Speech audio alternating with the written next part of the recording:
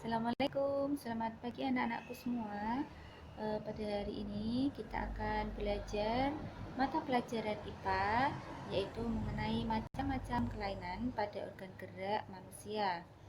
Nah, pada pembelajaran sebelumnya kita sudah belajar mengenai rangka pada manusia, macam-macam otot, dan yang sekarang kita akan belajar mengenai macam-macam kelainan pada organ gerak manusia. Nah, tentunya kalian masih ingat bahwa organ gerak pada manusia dibedakan menjadi 3, yaitu yang pertama tulang sebagai alat gerak pasif, otot sebagai alat gerak aktif, dan kemudian sendi. Nah, pada pagi hari ini kita akan belajar mengenai macam-macam kelainan pada organ gerak manusia. Silakan disimak. Nah, sekarang yang pertama yaitu kelainan pada tulang. Yang pertama adalah fraktura atau patah tulang. Nah, fraktura atau patah tulang itu merupakan kelainan pada tulang akibat kecelakaan. Bisa kecelakaan motor atau kecelakaan mobil. Nah, fraktura sendiri dibedakan menjadi 2, fraktura terbuka dan fraktura tertutup. Jika fraktura tertutup, itu patah tulangnya tidak sampai merobek kulit atau otot kita. Kalau fraktura terbuka, itu berarti patah tulangnya sampai merobek bagian kulit dan otot kita. Nah, itu gambarnya seperti itu jika seseorang mengalami fraktura atau patah tulang. Nah, yang kedua yaitu fisura atau retak tulang. Jika retak tulang hampir sama dengan patah tulang juga diakibatkan karena kecelakaan, tapi tulangnya tidak sampai patah, hanya saja retak-retak saja. Nah, ini juga termasuk kelainan pada tulang. Nah, ini gambarnya seperti ini, hanya retak sedikit seperti itu, namanya fisura, retak tulang. Berikutnya, yang ketiga, osteoporosis merupakan kelainan pada tulang yang disebabkan karena adanya pengkeroposan tulang. Nah, ini tubuh sudah tidak mampu lagi menyerap kalsium. Biasanya osteoporosis itu diderita oleh orang yang sudah lanjut usia atau orang tua. Yang keempat, nah ini osteoporosis seperti itu ya, tulangnya sudah keropos. Yang keempat yaitu lordosis, merupakan kelainan tulang akibat posisi duduk yang salah. Nah, ini juga mengakibatkan posisi kepala kita tertarik ke belakang sehingga tulang belakang membengkok ke depan. Terlalu namanya bebegek gitu ya. Nah, ini seperti ini gambarnya jika kita menderita lordosis karena posisi duduk kita salah, ya, bisa mengakibatkan mengalami kelainan lordosis. Next, berikutnya yaitu kyphosis, merupakan kelainan pada tulang sama karena posisi duduk kita yang salah sehingga mengakibatkan tulang belakang membengkok ke belakang. Jadinya seperti ini nanti, membungkuk, ketika jalan kita membungkuk. Itu kyphosis. Next, yang nomor keenam yaitu skoliosis, di mana kelainan tulang juga sama disebabkan karena posisi duduk yang salah sehingga menyebabkan tulang belakang kita melengkung ke arah samping, bisa ke samping kanan, bisa ke samping kiri. Seperti ini. Ya, bisa ke samping kanan. Jadi posisi tubuh kita akan membentuk seperti huruf S, ya, skoliosis.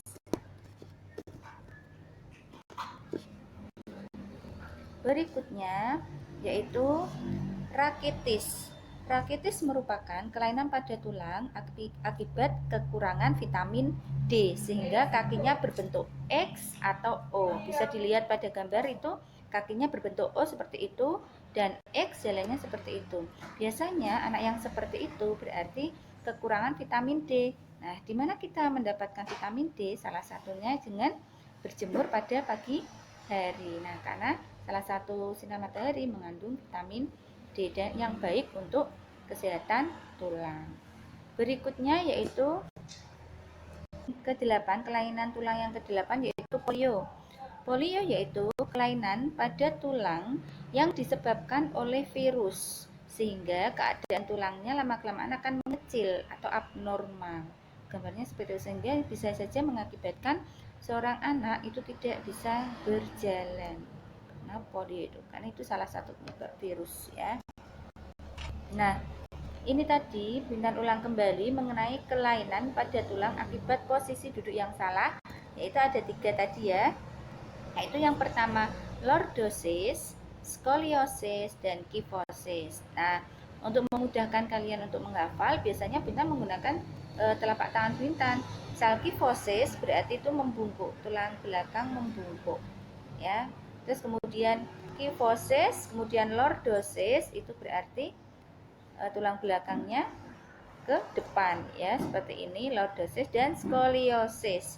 Skoliosis berarti tulangnya ke samping kanan baik ke samping kiri. Nah, itu untuk memudahkan kalian mengingat. Kifosis, lordosis, skoliosis. Nah, itu merupakan 3 kelainan tulang karena posisi duduk yang salah.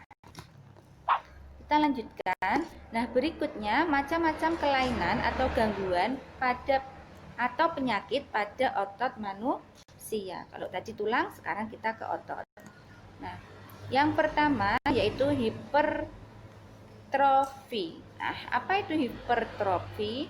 Hipertrofi itu adalah kelainan otot yang membesar dan menjadi lebih kuat. Nah, biasanya kenapa otot kita bisa lebih kuat atau membesar? Karena diberi kegiatan yang berlebihan. Ya, seperti binaraga. Nah, tahu ya ototnya seperti itu besar karena dia latihan terus menerus sehingga ototnya menjadi besar seperti itu. Hipertrofi namanya. Yang berikutnya, kebalikan dari hipertrofi, kelainan pada otot yaitu atrofi. Atrofi itu kelainan otot yang mengecil, lama-kelamaan mengecil, lemah dan mengakibatkan fungsi otot menjadi turun.